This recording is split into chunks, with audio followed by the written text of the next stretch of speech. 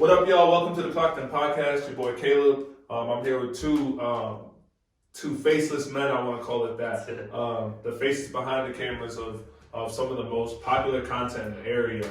Introduce yourselves.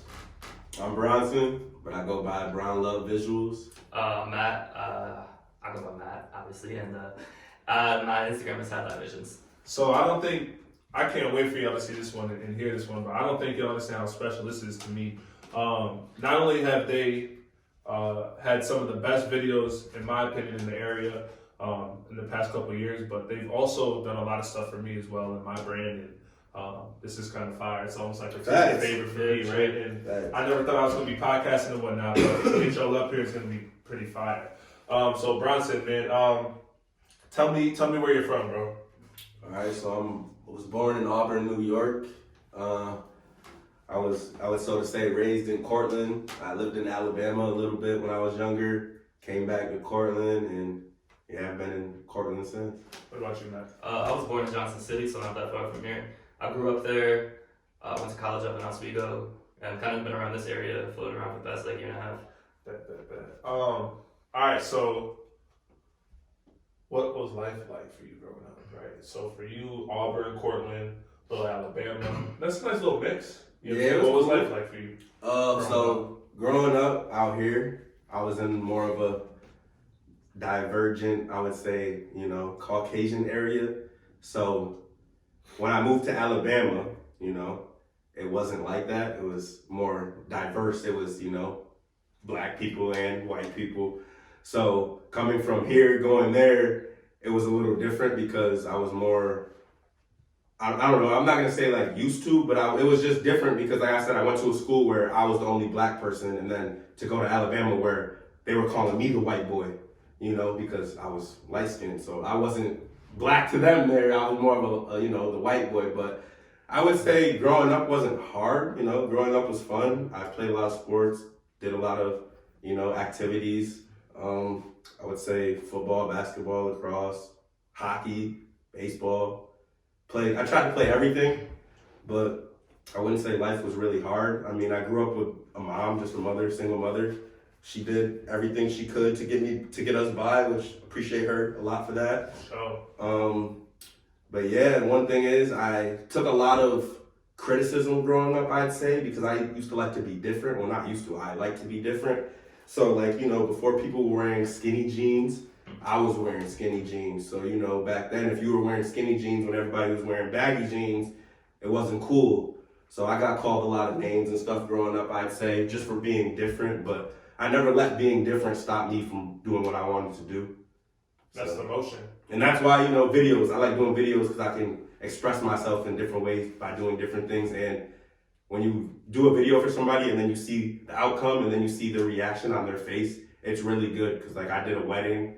And when I did this wedding, a baby was crying the whole wedding. And the people getting married, you could tell were, getting a little irritated that baby was screaming during their ceremony. And then when I got to do that wedding video for them, I could mute that baby. And that baby wasn't screaming and yelling through their whole ceremony. So they said, like, to be able to rewatch it without that baby screaming was, like, amazing. So that felt really good to hear because, like, when I was filming it, I was thinking, like, I can't be the only one that's distracted by this baby because I'm filming it like I can't even hear what the guy's saying to them, you know what I mean? So like I was distracted, so I knew everybody else was, and yeah, once they said that, it was a really cool feeling, and Nah, that's what's up. What about you, man? Honestly, like growing up, he goes and talks about his mom a lot. My mom was a big part of my life. I have one sister. It was us three pretty much in the house for the most part. Growing up, though, honestly wasn't too tough. I had a pretty good upbringing, I think. I played a lot of sports in high school. Had a lot of friends. I'm grateful for, It's crazy that, you stay in touch with some of them after high school, and that's not always the case. There's a lot of good friends I had in high school that I'm not in touch with anymore. And, it's just how it is. If I saw them right now, we'd be cool. It's not like bad blood or anything like that. But overall, man, like, my upbringing was really good, and I had to test my mom, really. She brought me up really nice, and she knows that, I appreciate her all the time, every day. And man, to be honest, I don't know where I would be without her, to be honest. That's fire. I'm not gonna front. We gotta touch on that topic a little bit. Yeah. So for me, right, growing up, I had both my mom and my pops. Mm-hmm. And my pops is super solid for me. You know what I'm saying? And my mom was just as solid. But we got to talk about that for a second. Shout out to the single moms that's doing what they got to do because it down. bro, it's a testament, right? Where both of y'all are at. You know what I'm saying? There's always somebody in our story that helped us along the way. Somebody did something, bro. Like, in my opinion, it's just what I believe in, right? I always tell people, like, God sent somebody in every season of my life to keep me afloat. Yeah. You know what I'm saying? If not, I don't know where I would have been in certain cases, right? And that's with two parents, right? So talk a little bit more, just a little bit more about, not even just necessarily struggles, right? And challenges, but just that bond that you create too with your mom, right? Like, I got a bond with both my parents, but it'd have been stronger if it was just one of them, you feel me? So talk a little bit about, like, just that, like, you know what I'm saying? Seeing maybe your mom's work a little bit more than she should. Even if you got it good, like, there's a reason, right? Somebody got to be working, right? Yeah. So yeah, talk about that a little bit. Honestly, like, if we're talking about challenges, my dad was around when I was younger. We didn't have a really good relationship when I was really young. He unfortunately had an accident when I was about freshman in high school. He had a stroke, and then he hit his head, so he was in, like, a wheelchair, and his speech was a little messed up for, you know, the remainder of his life. But we developed a really close relationship during that time. You know, we were starting to anyways. So I had him around, but he wasn't, you know, I was living with my mom. She was doing the majority of, like, the caretaking, things like that. She really, at times it didn't even feel like she was working a lot, but I know she was. I think the biggest thing that I'm most appreciative of her for was, you know, taking me to practice or just driving me around, you know, making me dinner, doing the laundry, things like that.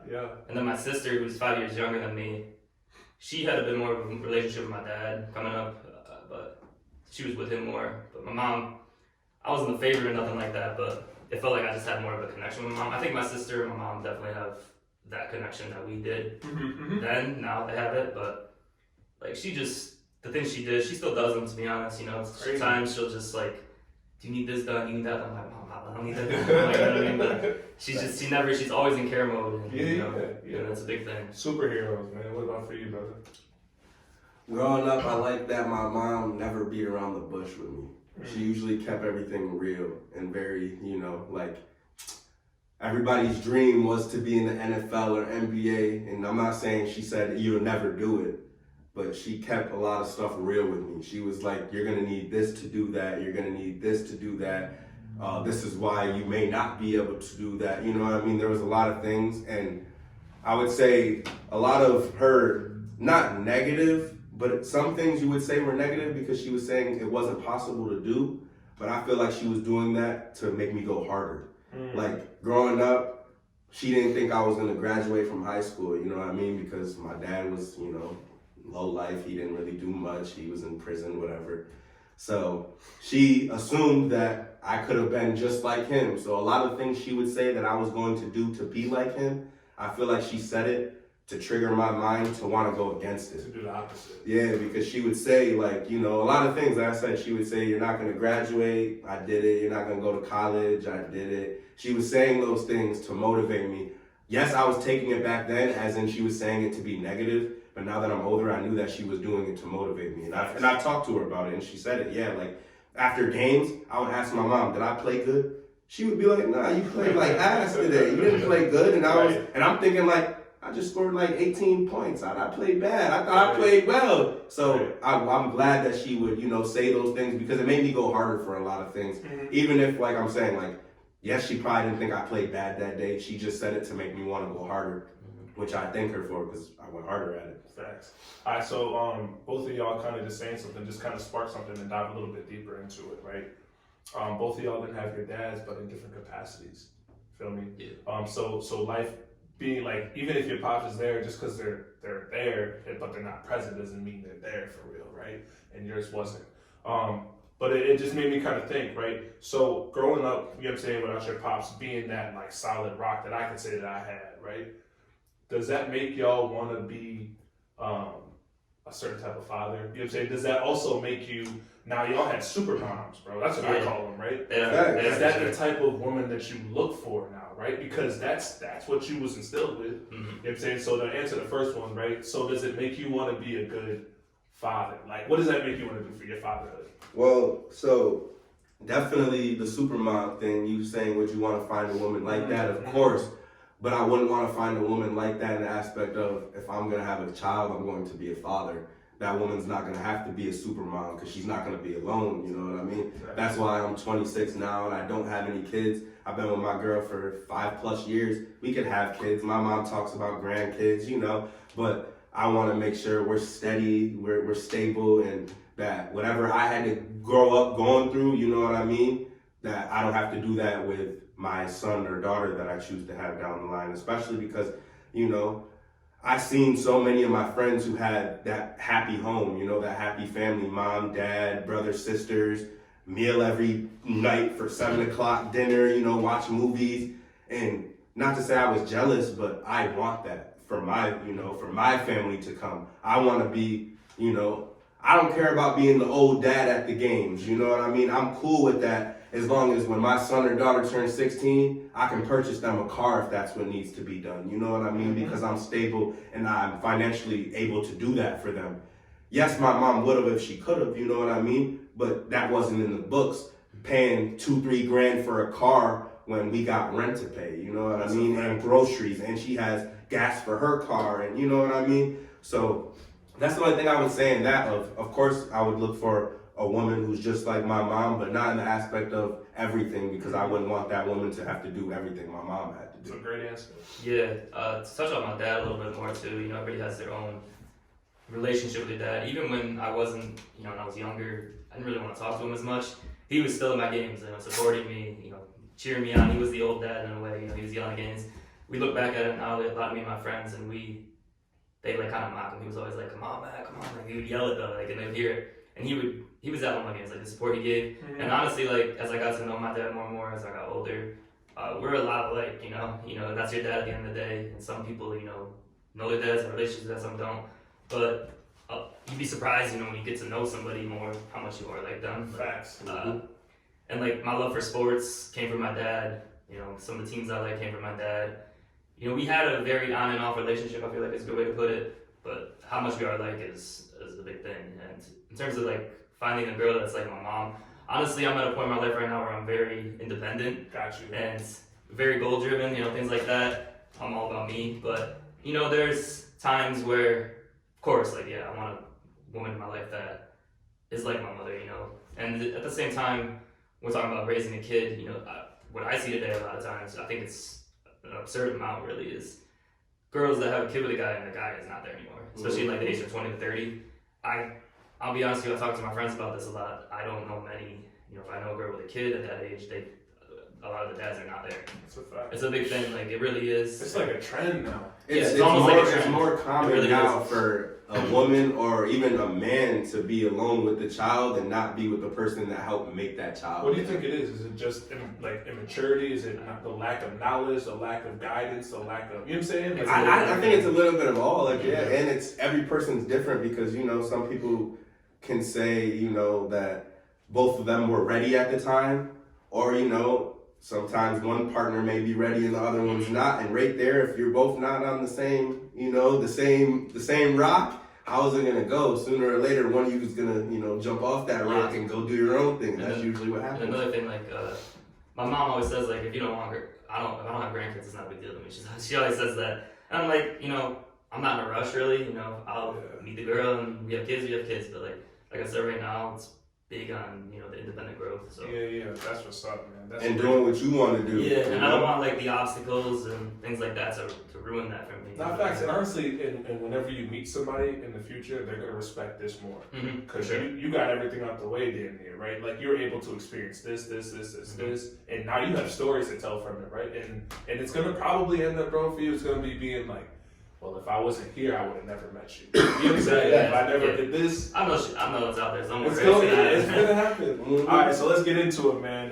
Talk to me about both of y'all and how did y'all get into photography and videography? Like, who was it? What was it? Like, talk to me, man. How long ago did it happen? When did this whole thing spark for y'all? You want me to go? You can go first, bro. Honestly, I'd never picked up a camera until the end of 2022. That's when I first picked up a camera. You know, I went to college up at Oswego, and I knew I wanted to be involved with sports media. So I ended up getting a degree in journalism, and that's kind of what turned into the job here as a reporter. And then from there, you know, I started right after COVID, like 2020, I think it was late 2021, or maybe 2021, I believe it was.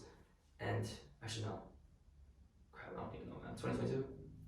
It was like the fall of The time's been going by so quick. it Like, goes it's already 2024, right? Regardless of when it happened, we when I first started there, we would outsource for like a photographer at the time. We wouldn't bring the cameras anywhere. We would just go do our reporting job, and that was it. And so I still wasn't really into it. Eventually, we stopped doing that, and me and Paul Savinelli, you know, he and me would start bringing the camera everywhere, like our company camera. And eventually, I realized like I have a camera in my hand every day. And I think a big point for me when I realized that I really enjoyed doing it was the Cortica game at Yankee Stadium.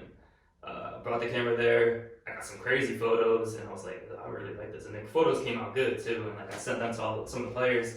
They liked them. So that was the point where I was like, I kind of want to get my own camera. You know, do this maybe on the sides, things like that. I got gifted a camera at Christmas. It wasn't a bad camera. It was a Canon camera, like a EOS R10, I think it was, which is a good camera, I guess, but it wasn't like top notch, right? Gotcha. Eventually, I bought a really good lens for that, and that helped me a lot. Like a lot of my early videos on the page are with that camera. Then I upgraded to the Sony camera, and that kind of like that made it take off. It really helps with like quality, things like that. Okay. But there's a big learning curve too. Like you gotta learn. There's like different profiles you gotta shoot on in there, and settings. The settings are a big thing, but YouTube, you know, YouTube University is a big thing. I learned a lot of stuff on there. We all doctors. And camera stuff, you know, it's a tricky thing, but that was kind of my path. And then since then, I fall in love with it. And I honestly, like, I fall in love with it so much. I'm more so interested in doing this over the recording thing. I'm kind of on autopilot mode doing the recording thing now. Got you. But I enjoy it, you know. That's kind of my path for it. For sure. What about you, Brody? So I would say around COVID in 2020, I was real bored. And everybody I knew was a rapper. So I was like, well, everybody makes music. How could I make money if everybody makes music? So I was like, you know what? I should get a camera. So I bought a camera. I shot, you know, a couple music videos with it. I didn't really know what I was doing. I got help from, you know, a couple of my friends on editing and whatnot. And I bought a camera from eBay. It was like $25. I was so happy I purchased it. Like I won it on a bid. It was so cool. It literally was a really trash, like, I don't even know what kind of brand of camera it was because I don't even have it anymore. But like, it took batteries. It didn't even take. It didn't even take, you know, like a battery pack or anything. And like the quality was really bad. But like at the time, I thought it was amazing. I thought it was so cool. So I got that camera, started shooting music videos, playing around with it, and then my cousin showed me YouTubers. So in 2020 is when I found out you could be a YouTuber. I didn't know that was a thing. He was showing me videos of like, you know, DDG and all these people, and I was like, do they get paid for this? Like, are they making money off of this, or are they just dropping videos for fun? And then I looked into it and seen everything, and I was like, oh my God, YouTubers are like, you know, they get the bag. They're actually living off of this video stuff. Right. So I started doing YouTube videos with the camera, like public interviews and stuff like that. And then I would say about a year ago, recently, I started going to sports games. My girl's brother played and was like, can you come to a game? And by then I already upgraded to a better camera because I was trying to better my music videos. But now down the line, I've realized that music videos wasn't really the lane I wanted to do. It was just what was getting me content to film. Gotcha. I didn't know what to film. It was giving me content to film. Plus, I was learning, you know, certain things with editing, and, you know, now I can shoot a music video if I need to. Right. But that's not what I was planning on doing with the camera, but I just was doing it. And then, like I said, a year ago, started doing sports stuff. And then, yeah, I've just been doing sports stuff since. And I would have done sports stuff off the jump because I've always been into sports. But, like, when you're an athlete and then you can't play a sport anymore, it kind of makes you not want to be around sports, if you know what I'm saying. Because, like, I wanted to play so bad. I didn't want to just watch, you know what I'm saying? And then I found a way to watch and make it enjoyable for myself again. So bringing my camera, filming, watching, and then getting to go home and edit and spice it up. And that's fun to me. So that makes sports enjoyable again, which that's what I was missing from the whole sports thing in the beginning, because as an athlete, you want to play, you know what I mean? No athlete wants to sit on the bench and watch. For real. So when I stopped playing sports and realized that I couldn't, wasn't going to play sports at that next level and stuff anymore, it kind of killed my passion for sports until I got my camera and started doing that again. And then, now it's a huge passion, and I love filming sports. Yeah. Any sport, even second grade sports. You can go film a second grade team or a professional team, and it's all fun to me. That's so fire. The only way I can really relate to that feeling is when I got hurt, right, getting surgery.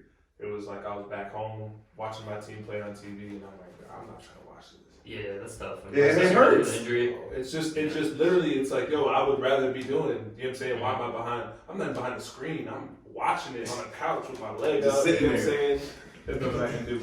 So throughout your journey with the photography and videography stuff, the term haters, right?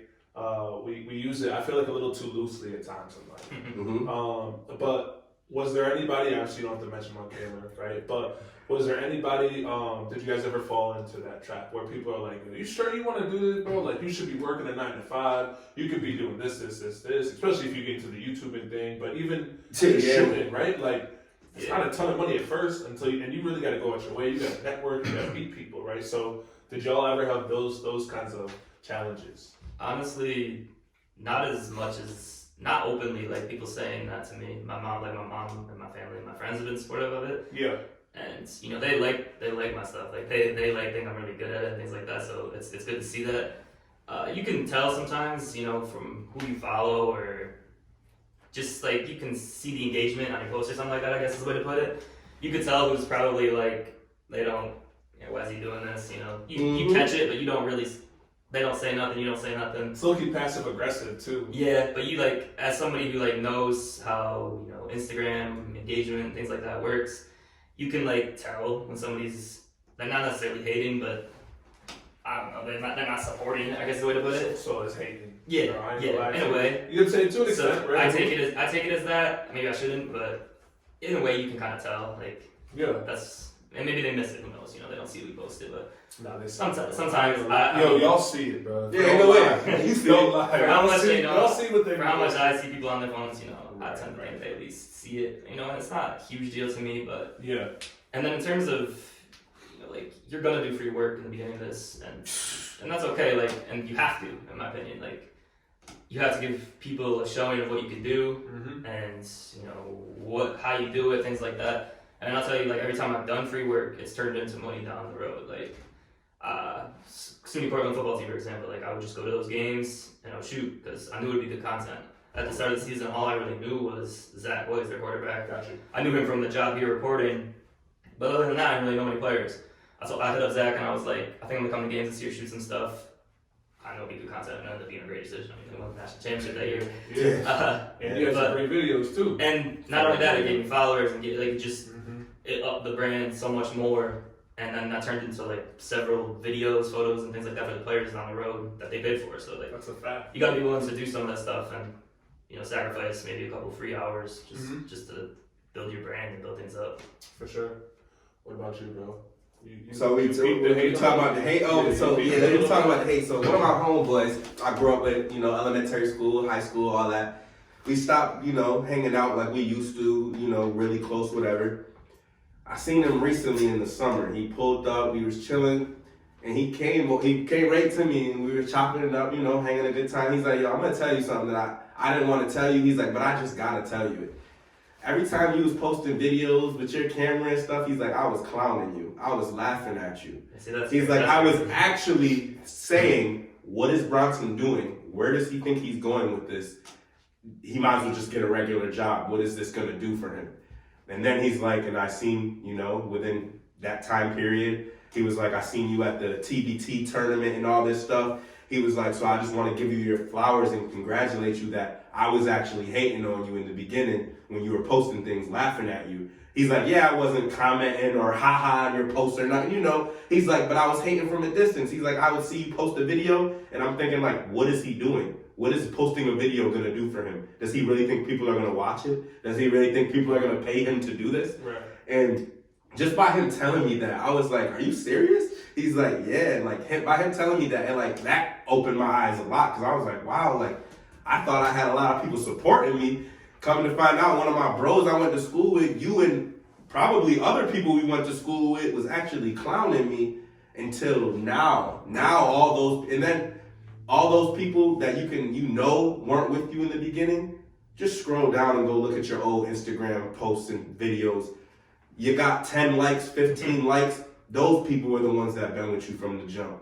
When you go to your new videos and you're getting 2,000 likes and 500 likes and 60 comments, all them people are people that just jumped on because they started seeing you were good. Nobody wants to support you when you're on your way up. They want to support you when they see everybody else is supporting you because you're good now. And that's what I realized, because there was people, I would slide in their inbox. Yo, let me do a video for you. Left on scene. All right, I'm gonna wait a couple weeks. Let me slide back in that same person's inbox. Let me do a video for you. Left on scene.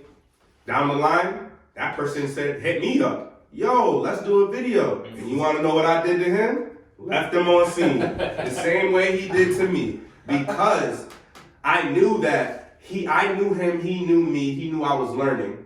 So if you know I'm learning and you didn't want to mess with me then, you want to mess with me now that I'm good, I'm not cool with that. Because I'm the type of person, I'm going to support you before you're good.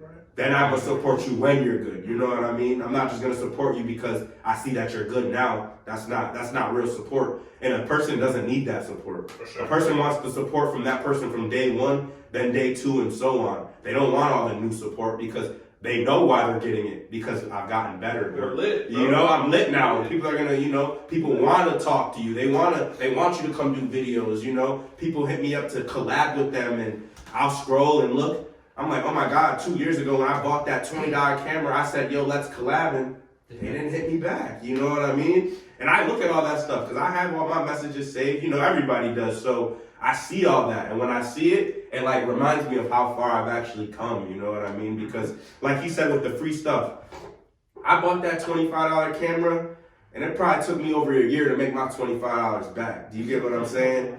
And that was just because I was so like, let me do a video for you. Let me shoot your music video. Let me do a video of anything. Let me take photos of you and your daughter, or you and your son, you and your best friend. I was doing so much for free.